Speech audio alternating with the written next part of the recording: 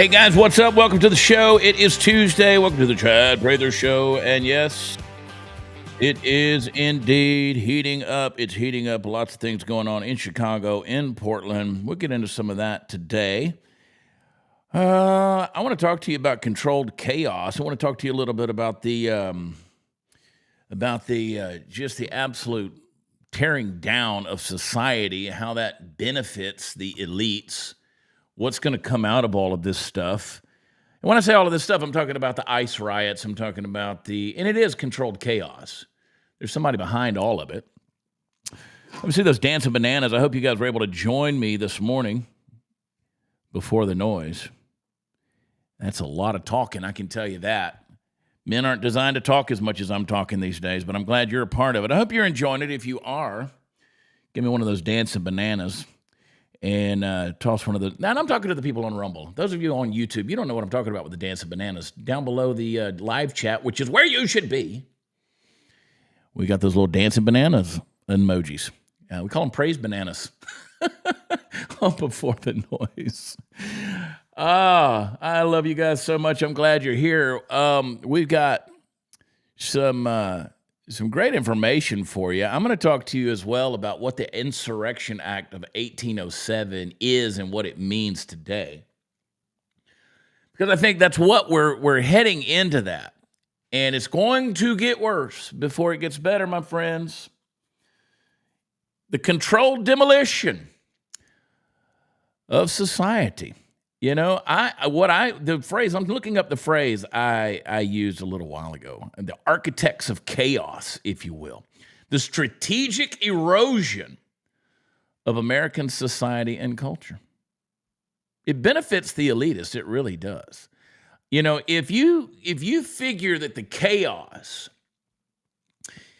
like what if these people showing up on the streets of Portland who are protesting, setting things on fire, going crazy in the streets, throwing bricks, acting violent, spitting in the face of federal agents. What if that chaos in the streets, what if it's not random?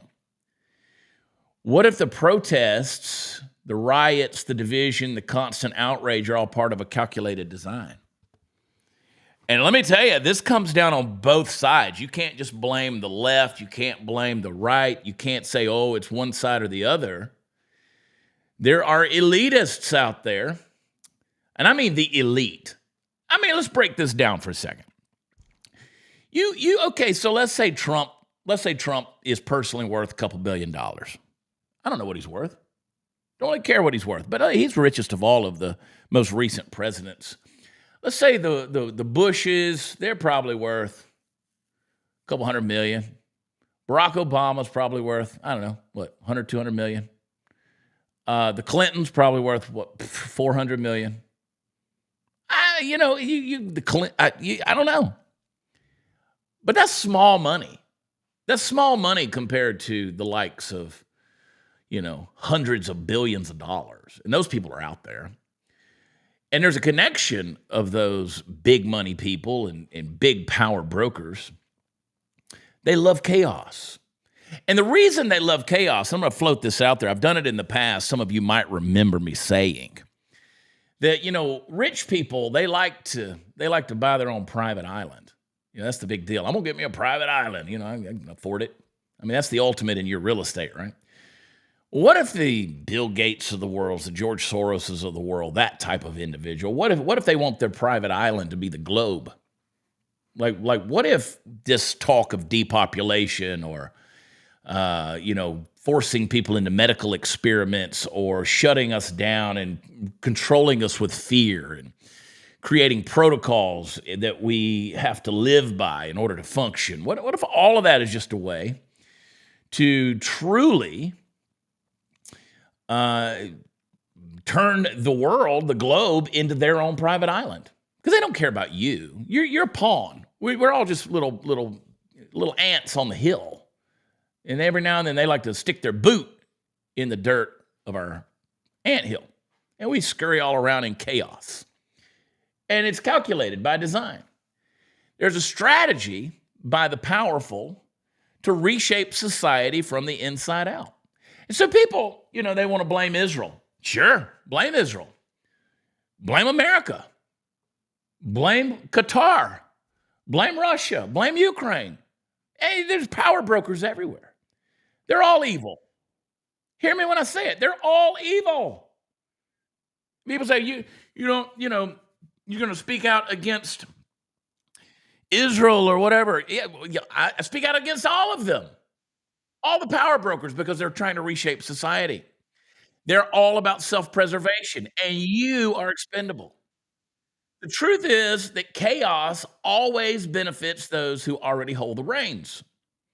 So when a nation is in turmoil, people stop thinking freely and they start begging for the control back.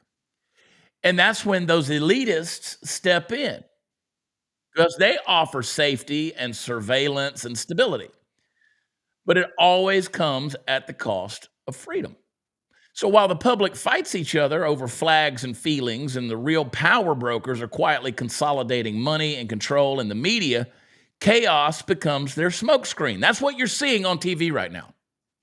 Because it crushes the dream, the American dream, the small businesses, the drives. What it's gonna do is it pushes you to be more dependent on corporations, government systems, big medicine. It wears people down psychologically until they'll trade their freedom and their liberty for some comfort and a little bit of peace. So see, that's the playbook. When you're seeing this crap going on the news stories or on the podcast, that playbook's as old as the empire. You break the old order, you rebuild it on your terms, and the protests, the digital censorship, the financial manipulation, all of that creates the perfect storm to usher in a new kind of control. So this isn't just unrest, it's actually the architecture of reset. Call it the New World Order if you want. I don't care what you call it. But the people pulling the strings, they're not out in the streets throwing bricks. They're in the boardrooms and in the banks and in the back rooms of global power. And that's what we're experiencing out there today. I wish, the chaos that we see ultimately is just a pretext for control. So when you start seeing divided and violence, the violent people, and they're out there. And like I said, I hate to say this, but it's going to get worse before it gets better. You always have the power people that are going to step in with the solutions. And those solutions are going to be to the degree that they expand surveillance. They're going to restrict speech. They're going to tighten financial systems. And they're going to justify every dang bit of it under the name of public safety. See, I don't like the military in the streets. I don't want us to be in that situation. I also don't want anarchy ruling and reigning. But history is true. And regardless of whether you agree with these decisions going on in our country right now or not, of sending in National Guard troops or whatever, and we'll talk more about that, why it might be necessary for a moment, but it also is dangerous to set a precedent in a lot of ways. Because history tells us the pattern over and over again. I don't care if it's the Reichstag fire of 1933 that justified Nazi emergency powers to modern security acts passed after, orchestrated unrest. The elitists know that fear is going to give them permission to do what peace will never do. They step in and they restore order. So what that provides for them is distraction from the corruption. Yeah, I don't know if you guys are still with me. I'm getting deep on you today. You're going to fight over pronouns and protests and flags, and what's happening is, in the meantime, the elites out there are moving the money, and they're consolidating, as I said, the media, and they're reshaping policy. And all of this is happening during a government shutdown, which is interesting as well. I'll let you draw some conclusions there. But the attention to the masses over there in Portland and all of these things that are happening, that becomes a smokescreen because it keeps you emotionally engaged on surface level conflicts while global institutions and corporations keep merging power behind closed doors, and the chaos keeps the eyes off the real thing. All right, that's enough. We'll talk about it some more later on. I'd love to see in the chat what you guys think. Have you subscribed? Have you subscribed to the Chat Prather channel? I want you to. I really do. Right here on Rumble, over on YouTube. How many of you have had your cocoa flavonoids this morning? Probably none of you. The compounds found in cocoa that boost nitric oxide, improve heart health, and regenerate brain cells. It's right there in the cocoa bean. Problem is, you can't eat enough dark chocolate to get it because all of that comes out of there in the process of making it. And you're like, really? You're trying to sell us chocolate now, Chad? Yeah, I am actually. Dark chocolate, to be specific. And you can get it at blackforestsupplements.com/Chad. But let me tell you the deal on that. There's science behind this, that the flavonols found in cocoa, it gets destroyed during the chocolate making process. But Black Forest Supplements has got a deal here, which is really cool. And they created the first ever high flavanol cocoa powder packed with everything your body actually needs. And it's only 20 calories. You put it in your coffee, you make a protein shake out of it. It tastes amazing. So it'll boost your body's natural stem cell production. And there's people out there dropping $50,000, talking about elites, talking about Hollywood. They're doing this stuff.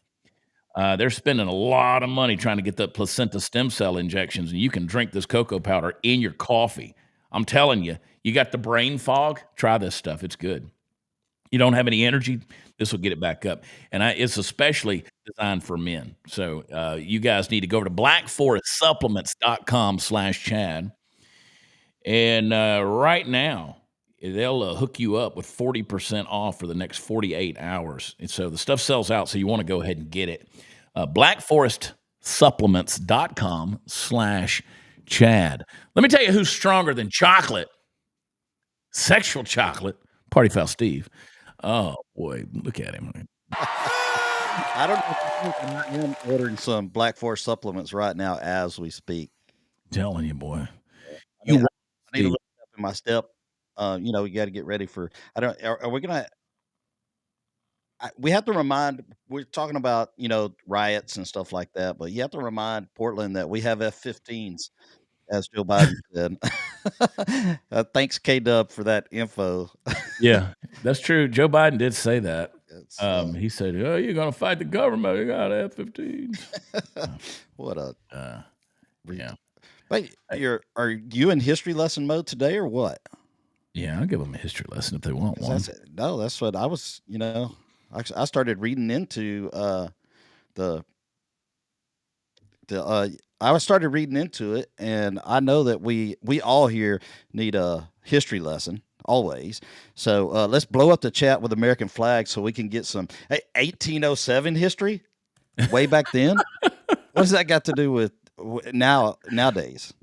You're funny, dude. I will talk to you about the Insurrection Act of 1807. I know that's what everybody was wanting to do today anyway. The government shut down. I mean, if you ask the average person, because that is where we're headed, right, with this stuff with Portland and Chicago. And, yesterday, the chief of police in Chicago came out and had a press conference, and he said, we're going to cooperate. We're not going to go against these federal agents. He kind of gave this wishy-washy little deal where he said, and the reason is because he doesn't want to hinder any federal funding coming to his department, right? So he said, we're gonna cooperate with them, do whatever they. And they had that dispatch call that happened the other day over the weekend where they was basically a stand down order when those ICE agents called for police reinforcement from Chicago, and they called off the dispatch, which is pretty dadgum weak and traitorous if you ask me. Yeah, and that goes back to what I was saying the other day about it. You want to stop the federal government from coming in, then we'll stop all the federal government help. Yeah. How about that? It changes people's tune quick. Yeah, and you guys all know that if hey, you said it yesterday on the show, these guys rioting, I mean, a lot of them are getting paid to do it. Yeah. And a lot of them are going out there and turning it into a party. There's a lot of these folks going out there getting drunk, doing drugs and having them a time, out there at these protests in Portland. You have that along with, influencers. And I say influencers, the TikToks and all that kind of stuff, because you look at TikTok, every one of those guys out there, they're holding the camera. They're not holding the camera looking at the ice pit. They're looking at themselves. They're talking to it and doing the whole turning around so they can make sure they get their face on the camera. Well, if people want a civil war based on clicks and likes, that's where they're headed. Because and this might be Portland, Oregon, might be the popping off place where some serious violence actually happens. Because it only takes one person to go in there and start using extreme force on either side, and you got a murderous situation that can happen. Listen, these guys, I love what David's doing, because David's keeping it, David Medina at David Medina PDX, he's keeping it pretty low key, but he's reporting the news. He's going in there and he's doing it with the right mindset. He posted this. He said, "We caught the moment Antifa began turning on each other last night at the Portland ICE facility." He said, "I think the pressure of President Trump's directives and the Oregon Patriots showing up are getting to them. Take Portland back." Be careful out there. Listen up. Look at these guys. Play that clip. Before you give this guy more fucking clickbait and make him more money. Before you give him more money for fucking clickbait by raising your voice. Go and fight the fucking government. Yo, come on. Fucking idiot. Come on. Oh, Thanks, speaking of buddy. raising You your just- voice. Hey, can we Oh, keep our comments to I'm ourselves? fucking telling you. Whoa. I am not the fucking one, dog. I am not the one. You understand me? Now let these guys Spider-Man has not been peaceful, though. Not the fucking one. Take your anger out over there. Oh, come on. Don't do it then. Do it. Now, you can understand these people better if they don't wear masks. I'll just say that, but I understand why they're wearing masks. And Joe, I like what you said right there. Civil war once the liberal blue states realize that they will not win the midterms. Anybody at any given time should be able to look at this and say, this is not the way. And I always love these guys that why do people repeat themselves nonstop? Like there is something going on with a lack of development in the prefrontal cortex when somebody keeps, come on, say something. I'm not the one. I'm not the stop. Repeat yourself. Just yelling at everybody. So this is the nightly thing right here. I mean, as soon as the sun starts going down, you got the ICE agents that come out there. And then you got, it's going to get, I'm telling you, it's going to get worse before it gets, it's a bad deal. So again, what I think is going to happen, Party Foul Steve, to your point, is Trump's going to invoke the Insurrection Act. Now, if you ever stop and think about how fragile order in this country really is, all you got to do is watch these protests. And if you just had one kind of spark pop off with these riots, the whole thing just starts to tip over. And that is why the founders, for all their suspicion of centralized power, they did know that the nation needed a way to kind of hold the line when everything else was failing. And that's where that Insurrection Act of 1807 comes in. And most folks don't know what that is. They try to interpret it, but it is one of the most powerful legal tools in America's back pocket, because the act basically says that when the states can't keep the peace or won't, like in the case of Oregon or in Chicago with J.B. Pritzker or Brandon Johnson, the president can send in the military to restore order. Now, here you see from Right Angle News, President Trump confirms he has no problem invoking the Insurrection Act if rogue judges, mayors, and governors continue holding up and impeding federal law. I mean, you had Brandon Johnson basically talking about signing executive orders. I'm like, dude, you're the mayor, for crying out loud. You have no power. Play this clip right here, 30 seconds, play. Over a weekend. What? The Insurrection Act, under what conditions or terms would you? Well, I'd do it if it was necessary. So far, it hasn't been necessary, but we have an Insurrection Act for a reason. If I had to enact it, I'd do that. If people were being killed and courts were holding us up, or governors or mayors were holding us up, sure, I'd do that. I mean, I want to make sure that people aren't killed. We have to make sure that our cities are safe. And that's the one thing I think that is keeping this thing at bay right now is these protests, these riots, whatever you want to call them, have not led to a specific loss of life. Now, there's those who are going to come out and say that ICE, shot somebody or did something. But, again, you can't trust the media in anything that's being said right now, because these people, a lot of them are overstepping the limits of their bounds and really pushing the deal, like that woman in Chicago that was pushing the ICE vehicles further down the road and stuff like that, basically using her car as a weapon. So, when we talk about the Insurrection Act and restoring order by using the military, we think about it being overseas or some kind of foreign battlefield, but this is for right here at home. And we've had that. Thomas Jefferson was president, actually, when that was written. And the country was still a little rough around the edges in 1807 with rebellions and border disputes popping up. But they realized that sometimes the sheriff can't handle it, right? And sometimes the governor looks the other way. And when that happens, the Union kind of needs a little muscle. So the act gave the president the authority to step in and put down an insurrection and enforce federal law or protect citizens when state authorities don't do their job. Now, I believe I'm a states' rights guy, as I'm sure most of you are. But when the states don't do their job, and they've gone so progressively weirdo that they don't believe in the law or order anymore. So this, Insurrection Act's been used a lot of times, a lot more than people realize. Abraham Lincoln did it during the Civil War. If you're over the age of 33, it's been used in your lifetime. In 1992 in the LA riots with Rodney King. Yeah. So, and then even prior to that, that was George Bush. And then prior to that, there was another one that's within the last 40 years anyway. Yeah. I mean, Lincoln did it during the Civil War. Grant did it to take on the Democrats known as the Ku Klux Klan. Eisenhower used it in Little Rock so black kids could go to school without moms threatening them. Kennedy used it in Alabama. You're right. Bush used it in 92 after the Rodney King verdict. People were getting killed though, and burning down, entire.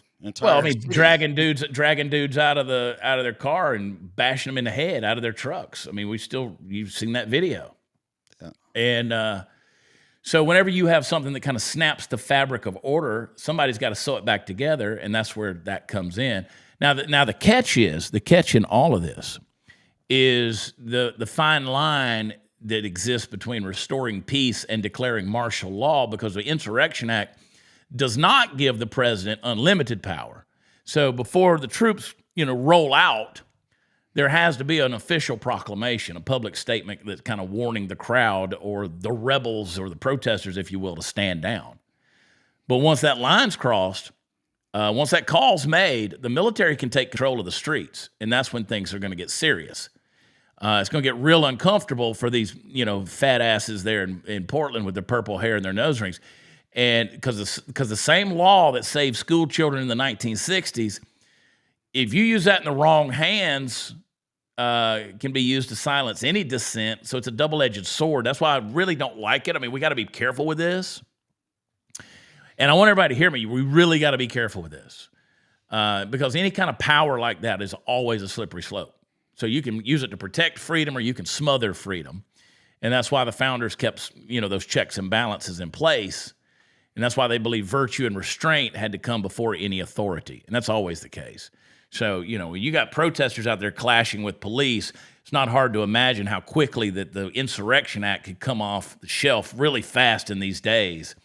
Because with one executive order, one signed paper, and the military is on your block, not as peacekeepers overseas, but as enforcers at home, that's where Americans have to wake up and say, what kind of country do we want to be when peace comes at the price of freedom? Because the Insurrection Act, it's not just a law, it's a reminder that kind of tells us how thin the line is between liberty and control and between self-government and federal muscle.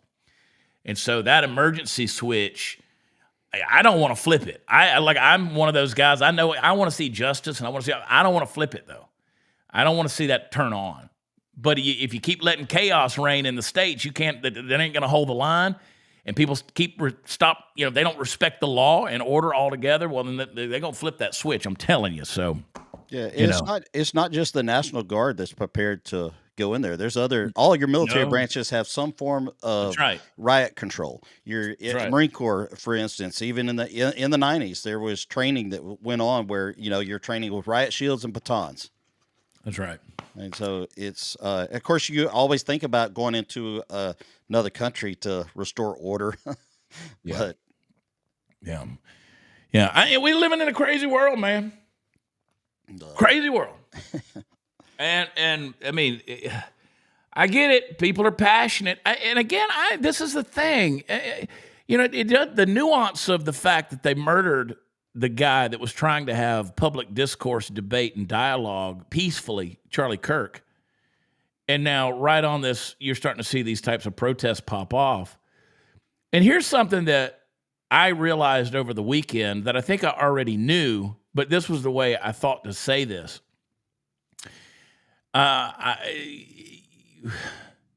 We live in a world that doesn't like absolutes. People don't like strong opinion. They don't like facts. They don't like the truth. I mean, they're really offended by it, right? Yes. So what you have is when you have someone like you or me, or let's say a Charlie Kirk or anybody like that, who wants to come in and speak in absolutes, they're highly offended by that. They find that offensive. And they also find it as violent. And they'll also call it hate speech. Because how dare we speak in absolutes? Like, for instance, we say there's two genders and two sexes. Biology says there's male and female. That's an absolute statement. They take offense to that, right? To them, that's hate speech because you are basically dehumanizing anybody that would identify otherwise. And to you and me, that sounds like common sense.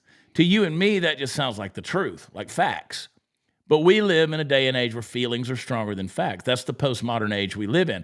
And so people don't want absolutes. So that's why a lot of people like us and people on our side, conservatives and people, they get on social media and they don't understand why everybody's so freaking pissed off when we're just talking about things that historically have been factual and common sense. Yeah, our society is accepting mental illness over and over repeatedly, just accepting it as the norm. Well, we're kind of fostering it. Yeah, we are. We're enabling it. And you talk about, you jump off a building, the law of gravity will win every time. But to say that in this postmodern age is offensive. Yeah, I'm going to be offensive because it's wrong to take a child and cut his nuts off, or a child and cut her breast off. That's wrong, and that's parents having mental illness. Well, look at you being an absolutist again. Yeah, I'm an absolutist on stuff like that. Yeah, that's it's cut and dry. It's cut and dry. Isn't it interesting that also have you watched? You've been watching that Monster series. I've completed the Monster series. So I was reading about it. I know Ed Gein, who was a serial killer in Wisconsin, and I've read that that's a pretty graphic embellishment of Ed Gein's life. And they kind of did basically he was the precursor to the slasher films. I'm going somewhere with this, by the way. This is going to make a point based on what we're saying. But here was a dude who was cutting body parts off of recently buried and dead people, particularly women. He did murder some, but he would cut their body parts off and make furniture, or he would make bodysuits, or he would make masks. Gross, macabre stuff. I mean, it's really gross. I mean, the dude was sick. And obviously he was mentally ill. When they put him, he was mentally insane. He couldn't stand trial. There was, they put him in an asylum and the whole thing. I mean, the dude was off the reservation. But I'm like, you look at stuff like that, and we look at that and we go, you call that monster. He was literally trying to create a bodysuit to be something that he wasn't. Yeah. Now, how is that different from taking a child or your own body and mutilating it to become something that you're not? So in one word in this society, we'll call a story, which is a true story about Ed Gein. You will take that serial killer story and you'll say, okay, that really happened. He's a monster. But then you're going to go off and medically and academically defend people who are wanting to self-mutilate their bodies or mutilate the bodies of a child or whatever and say that is a lifestyle choice. You can't make this crap up, dude. Yeah. Like the insanity of the paradox is just nonsense. And so here we are looking at this thing. We look at the images or whatever that this, I guess, what is that, Netflix? I canceled Netflix. I don't even know. Yeah. I hadn't had Netflix in years. But anyway, I'm not going to say. Whatever. But you see what I'm saying? You look at that, and here's a dude who back in the 1940s was cutting body parts off and making women's suits out of for himself.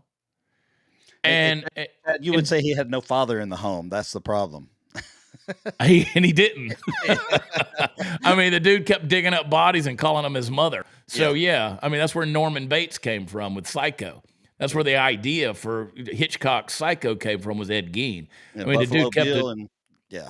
In Silence of the Lambs, hello, Clarice. Do you want to know what you look like to me with your good bag and your cheap shoes? You look like nothing more than a little rube. How the boys found you. What was your father? Was he a farmer? Did he stink of a lamb? And how the boys found you in those tedious fumblings in the back seats of cars, and all you could think about was getting out, getting all the way to the FBI. I'm impressed. You speak in movie quotes. I can't remember, what I said 5 minutes ago, much less a movie quote. Yeah, I know some Hannibal Lecter. You see a lot, Doctor, but can you point those high-tone perceptions at yourself? Fly away now, Starling. Fly away. Fly, fly, fly, fly, fly, fly, fly, fly.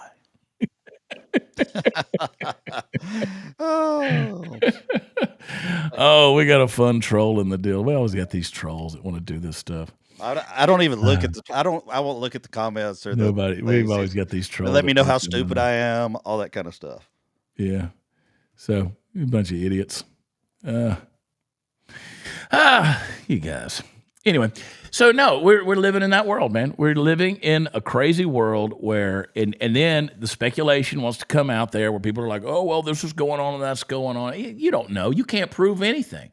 I do know that they love to throw those things and those distractions at you so you get disturbed by them, and then you come out with your little ideas that you can't back up. So you turn into a troll because you're narcissistic and Machiavellian, and you can look those words up and you'll see yourself in the mirror. All right, Birch Gold, folks. Folks, I can't talk. Birch Gold, folks.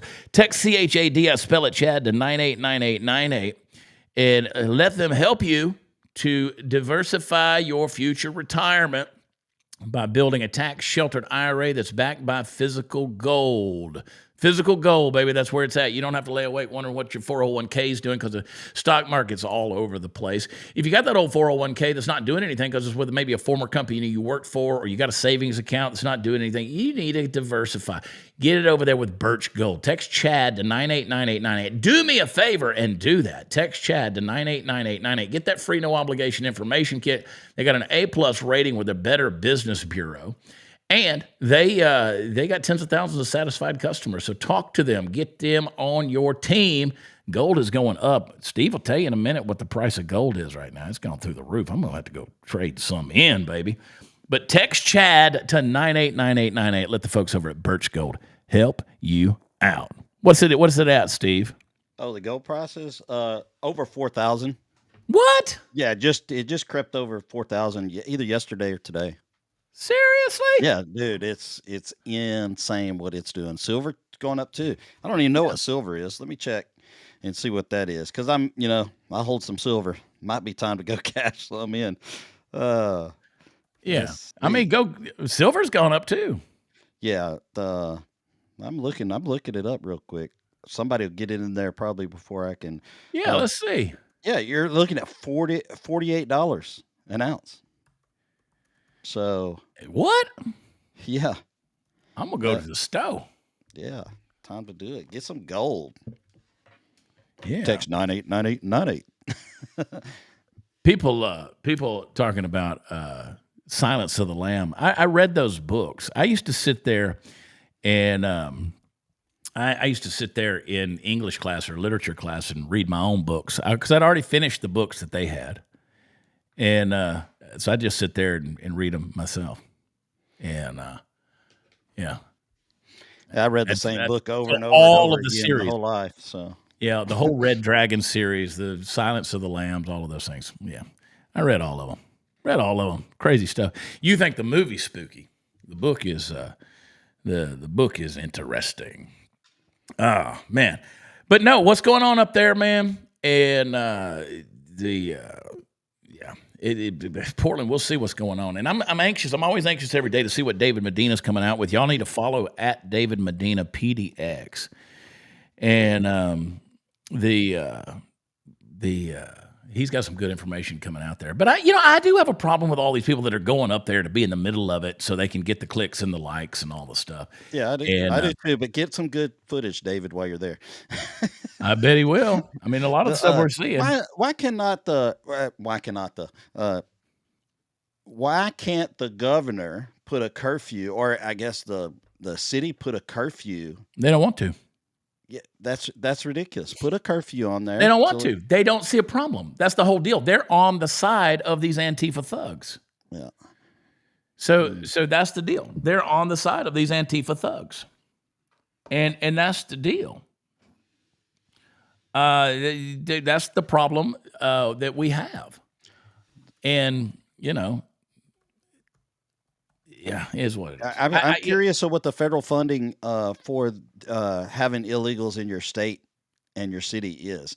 Do you get compensated by the federal government, by the people that are on the programs and stuff that are, and I say that, I guess they're giving free health care and free everything to the illegal citizens, right? So you remember that kid that got arrested last week who was out there, he's painted orange or had the red paint on his face, and he's out there messing around with those federal agents and all that stuff. And then the next thing you see, he's in there in the holding cell and he's shaking like a leaf talking about, I'm so oppressed. Bitch, you ain't oppressed. You did it to yourself. I mean, there is a reason why. These people, they can't deal with reality. And so, it's just crazy. And that's the world we're living in, this victim mentality of these people who can't handle ideas or ideals. They can't deal in absolutes. And I go back to what I said a minute ago. If you speak in absolutes, you immediately become the enemy. You become the enemy. That's the deal. And so, listen, truth is the truth, man. Well, and you're in a crash course with it. You jump off the building. The absolute, which is the law of gravity, is going to take over. And these people, they don't want to live in that kind of deal. So they don't want to live in that reality.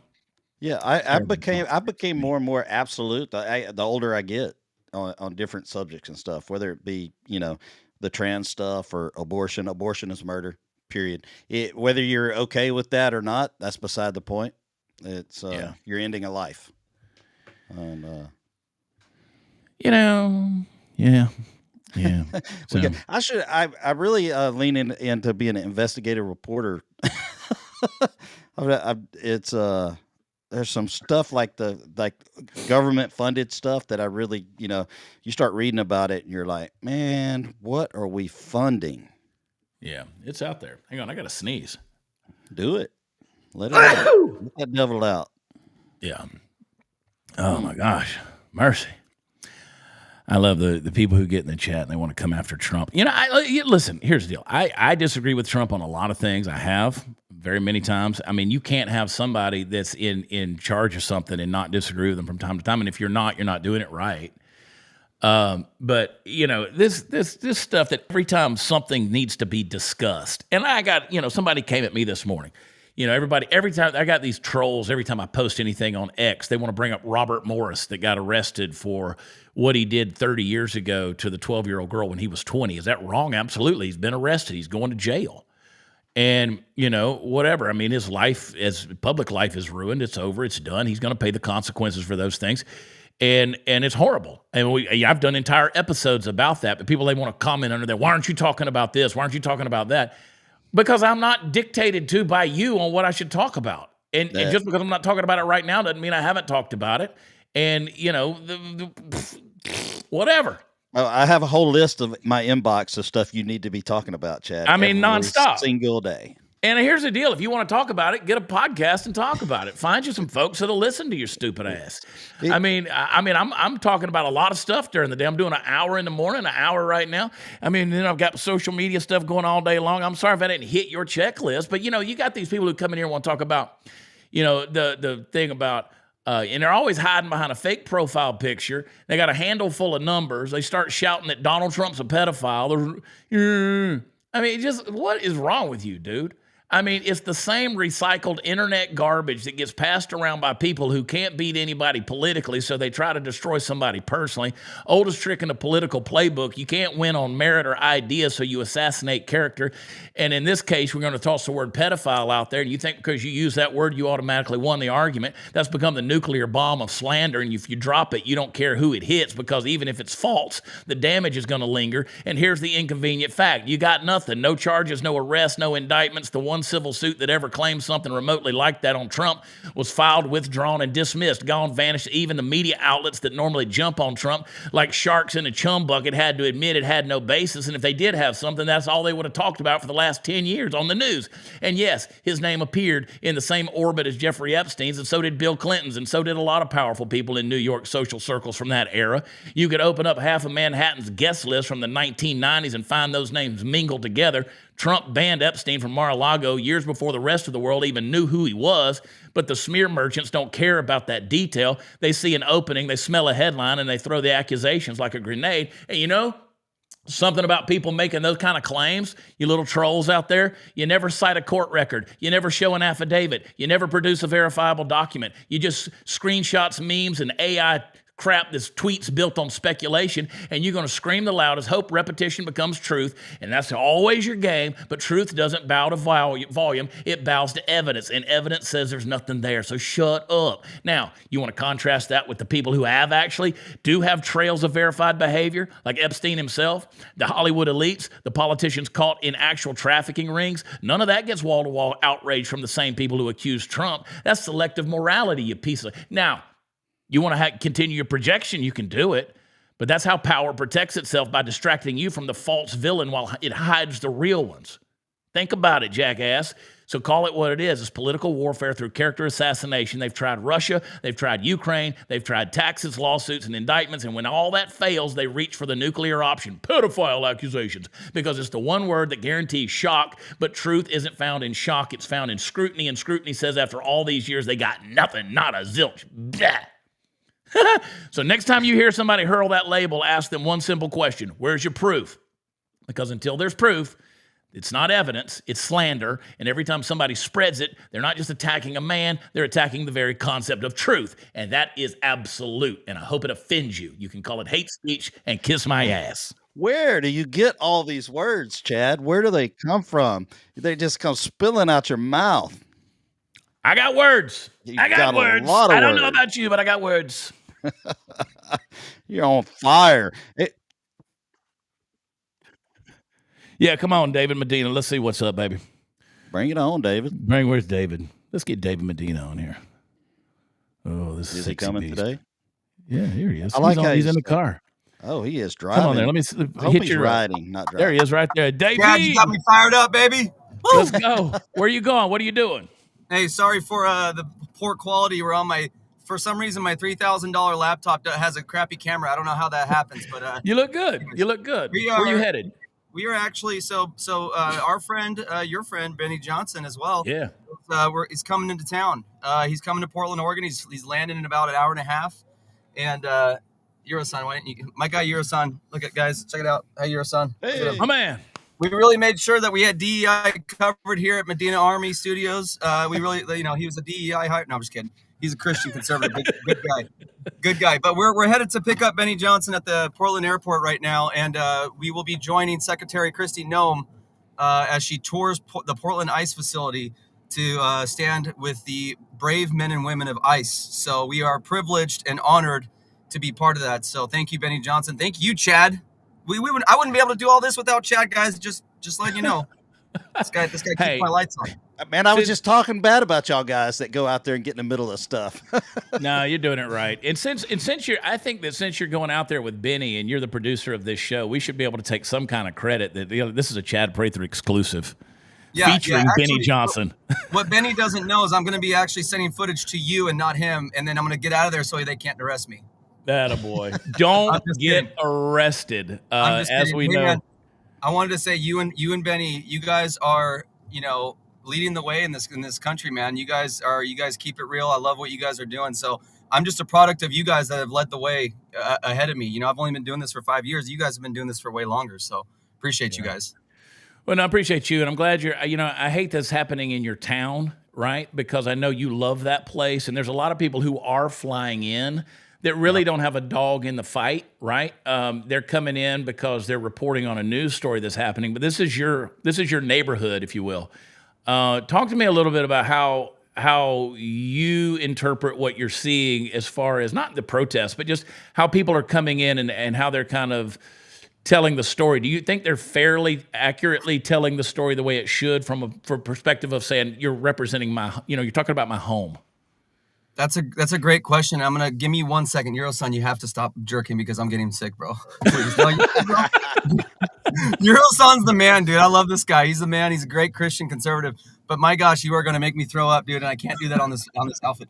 Love you though. Okay, we're gonna get you lunch later, and we're gonna take care of it. But anyway, Chad, that's a great question. That's a great question, Chad. I'm actually feeling really sick right now, so I'm gonna try to be short with it. Be real short. I don't usually get motion sickness. This is crazy. Dude. Anyways, yes. Don't look at the phone while you talk. Well, I will say, there are a lot of great people down reporting what's going on down there at ICE. I would just encourage everybody, what's the end goal here? I think that the end goal is to expose these far radical leftists, expose these people that are destroying Portland, destroying our beautiful state. I mean, look at this, you guys. Look how beautiful Oregon is. I mean, this state is worth fighting for. We have enough patriots to beat these Democrats here. Let me tell you something. If Republicans would vote and come together, we could win this state back easily from these Democrats. And they know it. The Democrats know it, and that's why they want us divided. But I would just say we got to be careful because the system currently is against us. And you saw with Nick Sorter, they do not treat conservatives like us the same around here like they treat these far left radicals that have their city hostage. So we got to be careful, and we got to lead with love and strength. Just because you lead, Chad, one of the great things that you always say is don't forget about the truth, but don't forget about the love part. You lead with love and truth, and that is more powerful than anything, man. We can't blend in with these radicals. They're radicals. They're destroying our country, but you know what? Yeah. We're putting a stop to it. Yeah, that's a good point. Well, get off of this thing so you don't throw up on the phone, all right? I appreciate you, man. I love you guys. Love you, Chad Prather. Or I don't know, what do you call your people? Like the Chad Prather Army? Who do you got? I don't know. That sounds great. The dancing bananas? All our go find some people that are paid protesters. Find out who's paying them. That's what. Yeah, I want to get paid too. I want a new truck too. I want to get paid too. So I'm going to see if I can get in on that. So, all right, guys, love you. I love you, buddy. Be safe. Be safe. We're praying for David. That's so funny, but he makes a good point. The truth, or I should say this: love without truth is not compassionate at all. It's not. So you got to have. It's one thing to go out and love people, but if you're not willing to tell them the truth, then that ain't gonna work. That ain't gonna work. The Prather Patriots, yeah. The Prather Posse. Prather Posse. I like it. Truth is under attack, folks, and we got to defend it at all costs. All right, Party Foul Steve. Any final words from you, brother? We're gonna get everybody off here. Go see what's going on with Benny and David, and I'm one of those guys who I get active in all of this stuff. Where'd you go? Bring it back. Bring Steve back. I'm still here. I'm on here. So add you to the scene though. Bring it back. I'm on the scene, Nina. I should be. I'm there. Gotcha. I'm there.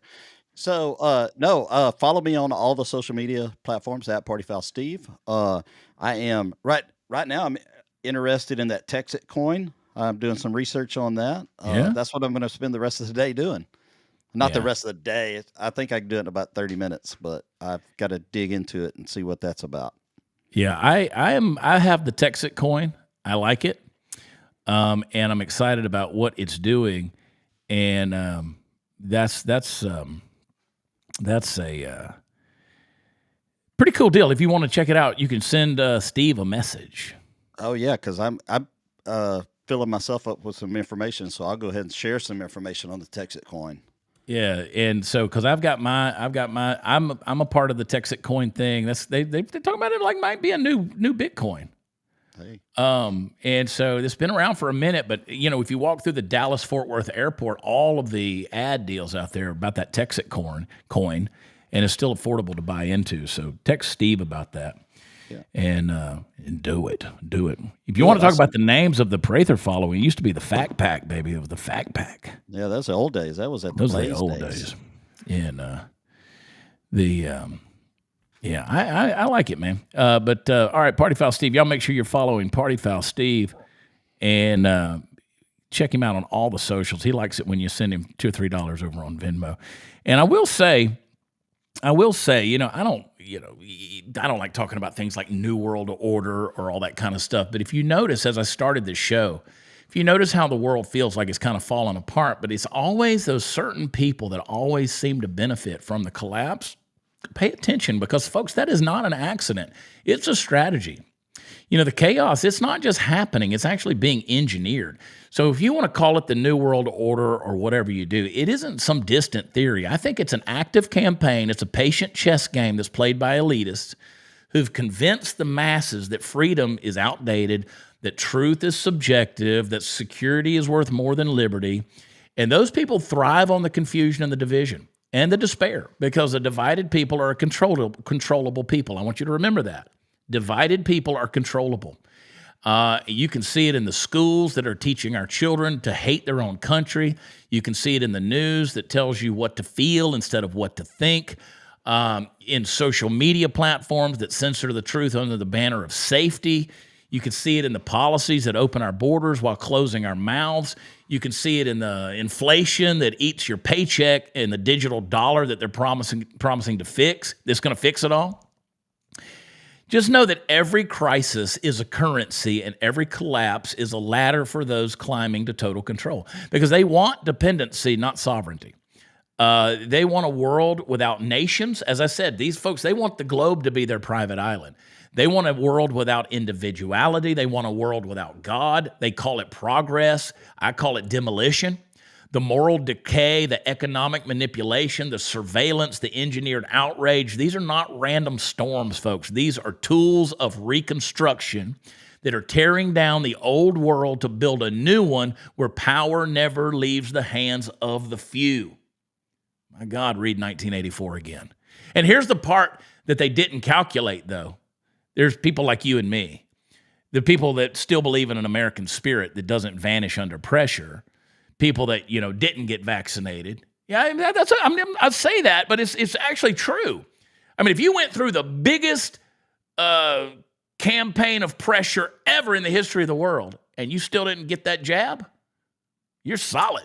I didn't do it. And again, no condemnation if you did. You made a choice, but I'm telling you, the fact those that didn't do it, I'm not caving under pressure. But see, every time those elites tighten the screws, you got that ancient thing that's stirring in your heart, and that belongs to free men and women. That same fire that pushed people across the oceans and across the nation and forged the revolutions and signed the declarations in ink, knowing that it was signing their life away. And they can erase the history books, but I don't believe you can erase the truth that's written into our souls. And I stress the word truth. And you can dismantle the institutions and make it where nobody trusts them anymore. But you can't dismantle conviction. You can burn the flag, but you can never kill the idea that it stands for. So to those architects of chaos, I know you're not listening to me, but I will say it and let it echo into the ether. To those who believe the world has to be broken for them to be able to reign, I say this to you. You might control the systems, but you will never own the spirit of the free man and woman. And you will also never own the foundations of the kingdom of God. Because while that which can be shaken will be shaken, that which cannot be shaken will remain. And that is that kingdom. So you can build your towers of tyranny. I believe that God is building an awakening.